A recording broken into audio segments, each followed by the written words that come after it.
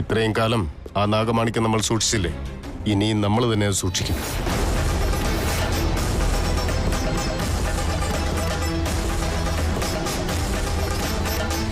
ഞാനിവിടെ വന്ന കാര്യം എത്രയും പെട്ടെന്ന് പൂർത്തിയാക്കാനും നാഗമാണിക്യമുള്ള സ്ഥലവും എന്റെ ആദിശേഷനെയും എത്രയും പെട്ടെന്ന് തന്നെ കണ്ടെത്താനുള്ള ശക്തിയെ നൽകണേ. Excuse me.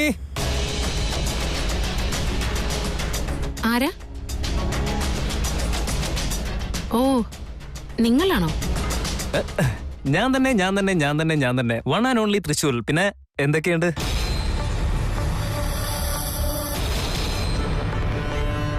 എന്താ മുഖത്ത് വല്ലാത്ത ടെൻഷൻ തോന്നുന്നുണ്ടല്ലോ? അത് പിന്നെ എന്തോ പറയാൻ വേണ്ടി കുട്ടി എന്നെ വിളിപ്പിച്ചില്ലേ, പക്ഷേ കുട്ടി അതൊന്നും പറഞ്ഞില്ല. ഇതുവരെ കാര്യം എന്താണെന്ന് അറിയാത്തത് കൊണ്ട് എന്റെ തല മുഴുവൻ പിരിവെട്ടിയിരിക്കുക. ഞാൻ കുറച്ച് തിരക്കിലായിരുന്നു തൃശ്ശൂർ. അതൊന്നും സാരല്ലേ, വിട്ടേക്ക് മാഡം. മാഡം, ഇടയ്ക്കിടയ്ക്ക് നിങ്ങൾ എന്റെ സ്വപ്നത്തിൽ വരുന്നുണ്ട്. ഇന്നലത്തെ സ്വപ്നത്തിൽ കൂടി നിങ്ങളുണ്ടായിരുന്നേ. സ്വപ്നം എന്തായിരുന്നു അറിയണ്ടേ?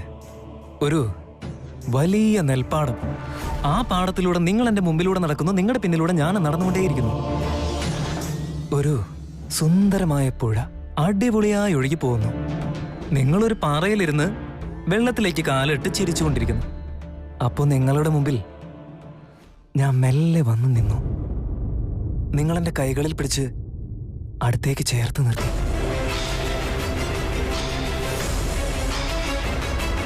പിന്നെ എന്താ ഉണ്ടായേ? അതിനുശേഷം ഞാൻ നിങ്ങളോട് ചേർന്ന് നിന്നു. നമ്മൾ പരസ്പരം നോക്കി നിന്നു. എന്നിട്ട് അത് കഴിഞ്ഞ് നിങ്ങളിലേക്ക് കൂടുതൽ അടുത്തു, കണ്ണുകളിലേക്ക് നോക്കി. എന്നിട്ടോ? അത് കഴിഞ്ഞപ്പോ ഞാൻ പിന്നെ ഉറക്കത്തിൽ നിന്ന് എണീറ്റ് പോയിന്നേ. ഓ, ഇടയ്ക്കിടയ്ക്ക് ഇങ്ങനെയുള്ള സ്വപ്നം കാണുന്നോണ്ടേ എനിക്ക് ഉറങ്ങാനേ പറ്റുന്നില്ലെന്നേ. ഇതിന്റെയൊക്കെ കാര്യം എന്തായിരിക്കുന്നു? തൃശ്ശൂർ, ഒരു കാര്യം ചെയ്യ്, വീട്ടിൽ പോയിട്ട് നന്നായിട്ടൊന്ന് ഉറങ്ങ്. അപ്പൊ എല്ലാം ശരിയാവും. ശരി, ആയിക്കോട്ടെ. മാഡം, എന്നോടെന്തോ പറയാനുണ്ടെന്ന് പറഞ്ഞു. എന്താന്ന് വെച്ചാൽ പറഞ്ഞോളൂ. നോക്ക് തൃശ്ശൂർ, എനിക്കതൊന്നും ഇപ്പൊ സംസാരിക്കാൻ പറ്റില്ല. ഒന്നും വിചാരിക്കരുത്. നമ്മളിരുവരും ഇതുവരെ പരസ്പരം ശരിക്കും മനസ്സിലാക്കിയിട്ടില്ലെന്ന് എനിക്ക് തോന്നുന്നത്. അന്നെന്തോ തിരക്കിട്ട് കാണണമെന്ന് പറഞ്ഞായിരുന്നു, എന്തോ പറയാനും ഉണ്ടായിരുന്നു. പക്ഷേ അതിനൊക്കെ അതിൻ്റെതായ സമയമുണ്ടെന്ന് ഞാൻ ഓർത്തില്ല. സത്യത്തിൽ എനിക്ക് ഇനിയും കുറച്ചുകൂടെ സമയം വേണം. നിനക്ക് മനസ്സിലാവുന്നുണ്ടോ? I am sorry. അയ്യോ മാഡം, സോറി ഒന്നും പറയണ്ട, അതൊന്നും സാരമില്ല. നിന്നെ ഇനി എനിക്ക് ശരിക്കും മനസ്സിലാക്കാൻ വേണ്ടിയും നമ്മൾ തമ്മിൽ ഇനിയും അടുക്കാൻ വേണ്ടിയും എനിക്ക് കുറച്ചുകൂടെ സമയം ആവശ്യമുണ്ട്. Please don't mind. പിന്നീട് ഒരിക്കൽ സംസാരിക്കാം നമുക്ക്. നിന്നോട് സംസാരിക്കാൻ എനിക്ക് ഒരുപാടുണ്ട് തൃശ്ശൂർ. പക്ഷെ ഇപ്പോഴാണെങ്കിൽ ഞാൻ വല്ലാത്ത വർക്ക് പ്രഷറിലാണ്. Okay madam. മാഡം, എന്റെ ഭാഗത്ത് എന്തെങ്കിലും തെറ്റ് സംഭവിച്ചിട്ടുണ്ടെങ്കിൽ പറയണം. അയ്യോ ഇല്ല, നീ ഒരു തെറ്റും ചെയ്തിട്ടില്ല. നിന്നെ അവോയ്ഡ് ചെയ്യാൻ വേണ്ടിയൊന്നല്ല ഞാനിതൊക്കെ പറയുന്നത്. നമുക്ക് വേറൊരു ദിവസം കാണാം. പക്ഷെ അത് എന്നാണെന്നുള്ളത് ഞാൻ പറയാം. ഇപ്പൊ നീ പൊയ്ക്കോ. ശരി മാഡം, ഞാൻ പോട്ടെ.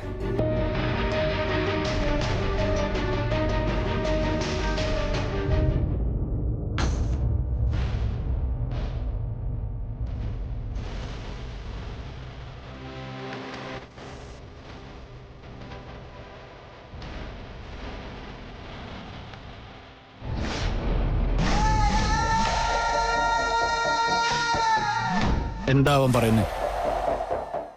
നാഗമാണിക്യം എവിടെയാണെന്ന് മനസ്സിലായോ? അത് നീ എങ്ങനെ അറിഞ്ഞു? സാമ്രാട്ട്, ഞാൻ ചിലപ്പോൾ ചാണക്യനാവും.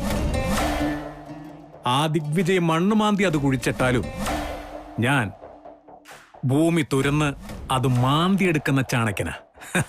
നീ മനസ്സിലാക്കിക്കോ. ശരി ശരി, അതെങ്ങനെയാണെന്ന് ആദ്യം പറ. ഞാൻ ദിഗ്വിജയന്റെ വീട്ടിലോട്ട് പോയി. അവന്റെ വീട്ടിലൊരു മൈക്രോഫോൺ വെച്ചു.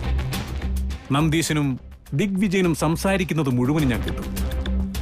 അവർ രണ്ടുപേരും നാഗമാണിക്യം ഇരിക്കുന്ന സ്ഥലത്തേക്ക് പോകുന്നുണ്ട്. അങ്ങനെയോ? അതെ. നോക്കടാ, ഞാൻ ഈ തല ഉപയോഗിച്ച് വളരെ കഷ്ടപ്പെട്ടാണ് ഈ കാര്യങ്ങളെല്ലാം ചെയ്തിരിക്കുന്നത്. ഇനി നീ ചെയ്യേണ്ട കാര്യം പറയാം. അവന്റെ വീടിന്റെ അടുത്ത് ചെല്ലണം. അവരിരുവരും നാഗമാണിക്യം ഇരിക്കുന്ന സ്ഥലത്തേക്ക് പോകും. നീ അവരെ ഫോളോ ചെയ്ത് നാഗമാണിക്യം ഇരിക്കുന്ന സ്ഥലം മനസ്സിലാക്കി വരണം. അപ്പൊ തന്നെ അതങ്ങ് പൊക്കിയാലോ? ഏയ് ഛേ, ഇതൊക്കെയാണ് നിന്നെ മണ്ടാന്ന് വിളിക്കുന്നത്. നീ പോയിട്ട് ആദ്യം അതിരിക്കുന്ന സ്ഥലമൊന്ന് കണ്ടുപിടിക്കുക. ആദ്യം അത് അവിടെ നിന്ന് എടുക്കാൻ സാധ്യമാണോ എന്ന് നോക്ക്. അടുത്തത് പിന്നെ ആലോചിക്കാം. തിരക്ക് പിടിക്കലട മോനെ, ചത്തുപോകും. ഓർമ്മ വെച്ചോ. സാമ്രാട്ട്, ഇതുവരെ ഞാൻ വിചാരിച്ചതുപോലെ കാര്യങ്ങളെല്ലാം നീങ്ങുന്നുണ്ട്. നാഗമാണിക്യം അവിടുന്ന് മാറ്റുമെന്നുള്ള കാര്യം ഉറപ്പാണ്. അത് ഇന്നല്ലെങ്കിൽ നാളെ എന്തായാലും അവരത് ചെയ്യും. ഒറ്റത്തവണ നാഗമാണിക്യം ദിഗ്ബന്ധനത്തിൽ നിന്നും പുറത്തെടുക്കുകയാണെങ്കിൽ പിന്നെ അവരത് എവിടെ തന്നെ ഒളിപ്പിച്ചാലും നമ്മളത് സ്വന്തമാക്കും. ഒരു കഷ്ടപ്പാടും ഉണ്ടാവില്ല. കഷ്ടപ്പാടുണ്ടാവില്ലെന്ന് എങ്ങനെ പറയാനാകും? സമ്രാട്ട്, നീ ഇങ്ങനെയുള്ള ചെറിയ ചെറിയ ചോദ്യങ്ങൾ ചോദിച്ച് എന്നെ ഇറിറ്റേറ്റ് ചെയ്യരുത്. ഇതുവരെ നിനക്ക് നാഗമാണിക്യം ഉണ്ടായിരുന്നു എന്നായിരുന്നു ഡൗട്ട്. അതിപ്പോ ഞാൻ നിനക്ക് പരിഹരിച്ചു തന്നില്ലേ? ഇനി മുന്നോട്ടും ഞാൻ തന്നെ നോക്കിക്കോ. അതൊക്കെ ശരി സാമ്പ, പക്ഷെ ത്രയംബ ഗുരുക്കളുടെ സഹായം വേണ്ടേ? അതില്ലെങ്കിൽ പിന്നെ എന്ത് ചെയ്യും? അത് നീ അങ്ങ് മറന്നുപോയോ? മറവി എന്നത് ഈ സാംബശിവന്റെ നിഘണ്ടുവിലേ ഇല്ല. ഗുരുക്കൾ എന്തായാലും നമ്മുടെ അടുത്തേക്ക് തന്നെ വരും. ഒരു സംശയവും വേണ്ട.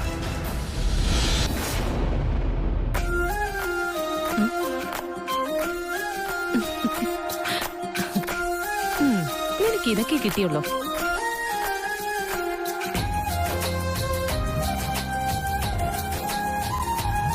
ആരും കാണണ്ട.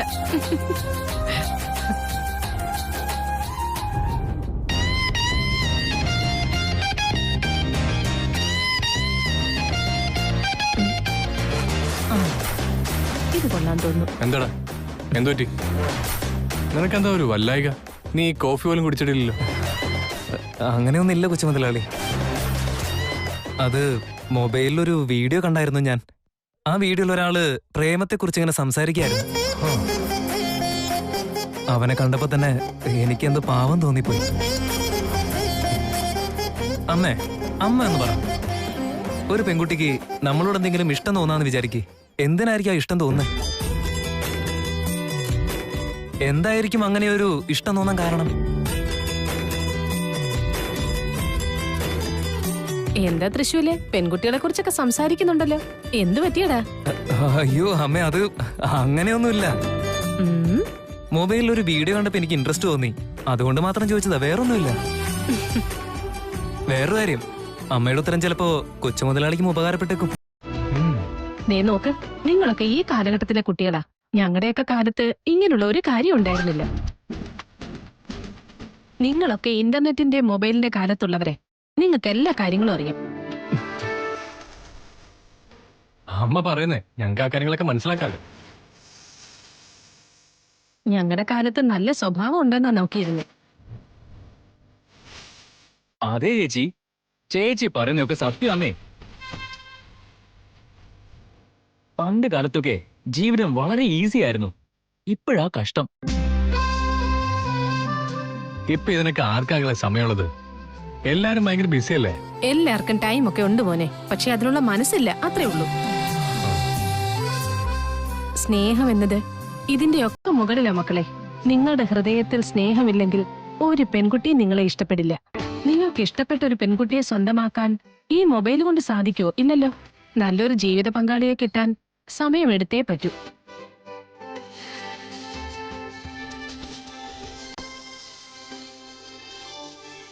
അത് ശരിയമ്മേ, പക്ഷേ ഇക്കാലത്തെ പെൺകുട്ടികളൊക്കെ മൊബൈലിൽ തന്നെ എപ്പോഴും മുഴുകിയിരിക്കല്ലേ. നിങ്ങൾക്കിടയിൽ പരസ്പരം ഇഷ്ടം തോന്നിക്കഴിഞ്ഞാൽ അതിൽ നിന്നൊക്കെ പുറത്തു വന്നോളും. ശരി ശരി, അങ്ങനെ ആയിക്കോട്ടെ. അമ്മ പറഞ്ഞത് നല്ല കാര്യം. എന്റെ അമ്മ ഈ പറഞ്ഞു വെച്ച് നോക്കി പ്രേമിക്കുന്ന പോയിട്ട് പെമ്പിള്ളേരുടെ മുഖത്ത് വരെ നോക്കാൻ പറ്റില്ലല്ലോ. നിങ്ങൾ ഈ പറയുന്ന കാര്യങ്ങളൊക്കെ വെച്ച് പ്രേമിക്കാൻ പറ്റുമോ അമ്മേ?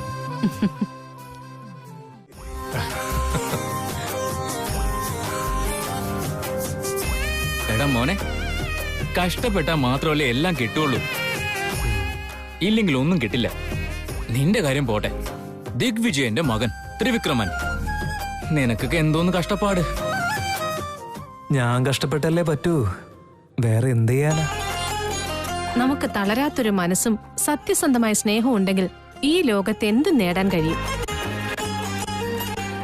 അതെ, എന്റെ ഇത് സത്യസന്ധമായി ഇഷ്ടമാണെങ്കിൽ ശിവാനിയെ എനിക്ക് തന്നെ കിട്ടും.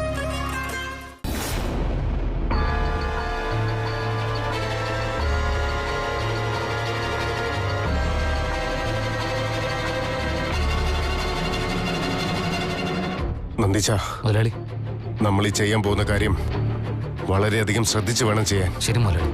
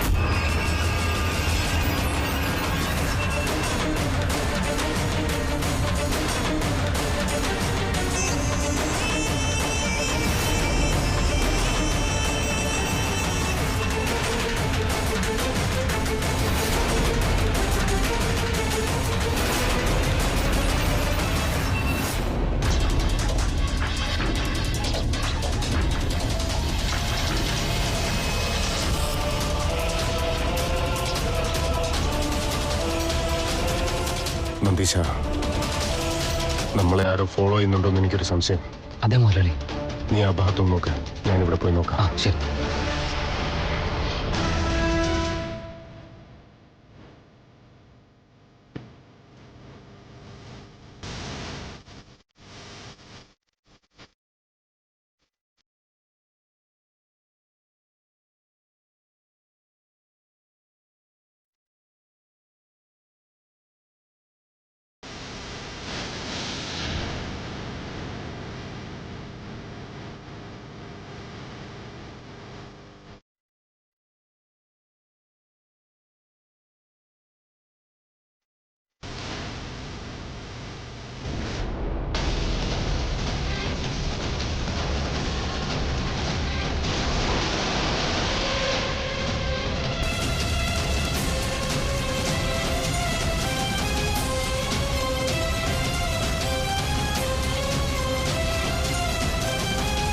മുതലാളി, എല്ലാ സ്ഥലത്തും നോക്കി, ആരും കാണാനില്ല.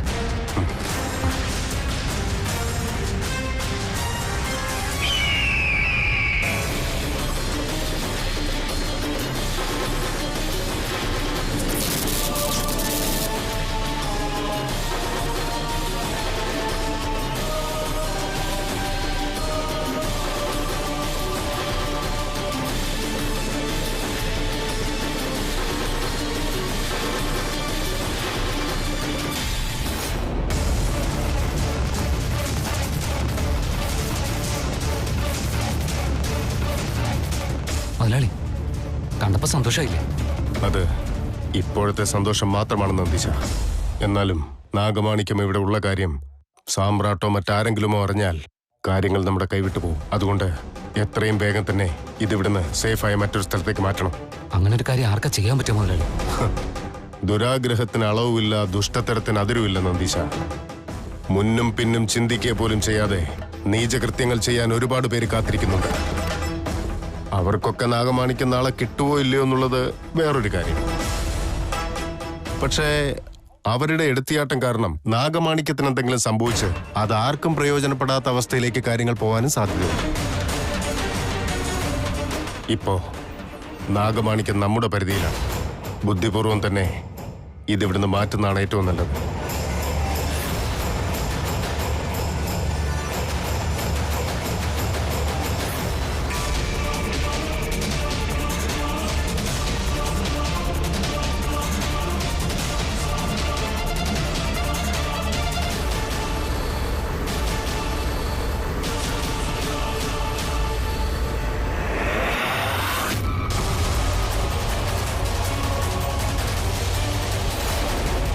മുതലാളി,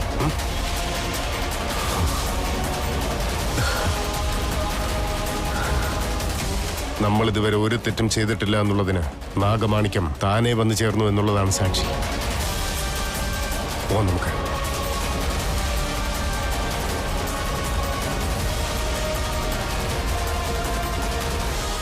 മുതലാളി, നാഗമാണിക്യം നമ്മുടെ കയ്യിലെത്തി. പക്ഷേ ഇതെങ്ങനെ സംരക്ഷിക്കുക? ഇത് നമുക്ക് ആരും കടന്നു വരാത്തൊരു സ്ഥലത്ത് കൊണ്ടുപോയി സുരക്ഷിതമായി വെക്കണം. അങ്ങനെ ഒരു സ്ഥലമുണ്ട്? അങ്ങനെ ഒരു സ്ഥലം എനിക്കറിയാം. വാ.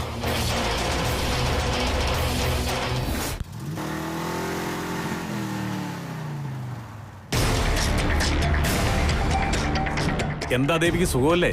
ആ സാറേ, സുഖമായിട്ടിരിക്കുന്നു.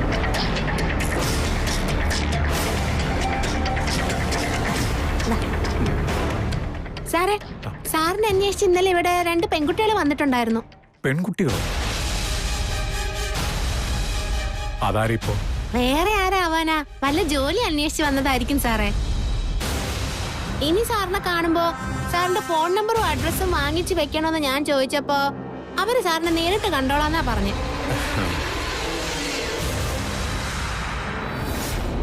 ചേച്ചി, ഇന്നലൊരു ഫോട്ടോ കാണിച്ചില്ലേ? അയാള് പിന്നെ വന്നോ? ആ, വന്നിട്ടുണ്ടല്ലോ.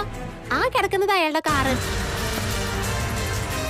ഇപ്പൊ അകത്തേക്ക് പോയിട്ടുണ്ട്. ചെന്ന് നോക്ക്. താങ്ക്സ് ചേച്ചി.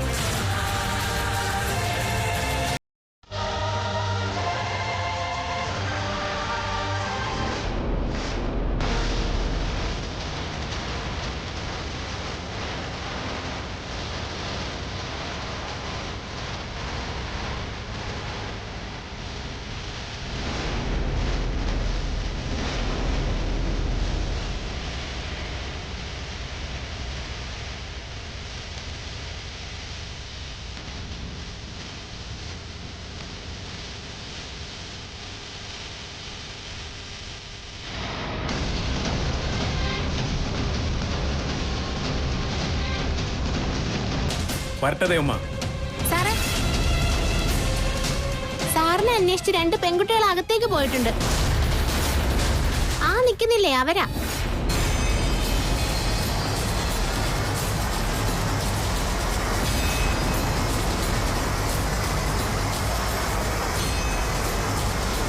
അയാള് ദേ ഇങ്ങോട്ട് വരും.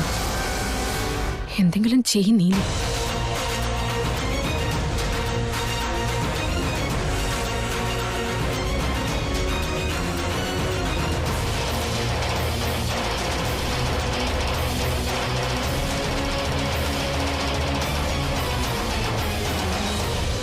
ആരാ മോളെ നീ?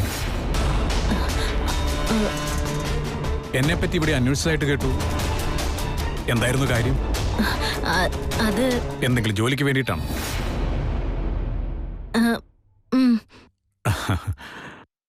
സർ, മെഡിക്കൽ ഫീൽഡാണോ? അത് ഞാൻ മെഡിസിൻ ഫീൽഡിൽ എന്തെങ്കിലും പഠിച്ചിട്ടുണ്ടോ? ശരി. ഇതാണ് എൻ്റെ വിസിറ്റിംഗ് കാർഡ്. നാളെ ഹോസ്പിറ്റലിലേക്ക് വരും.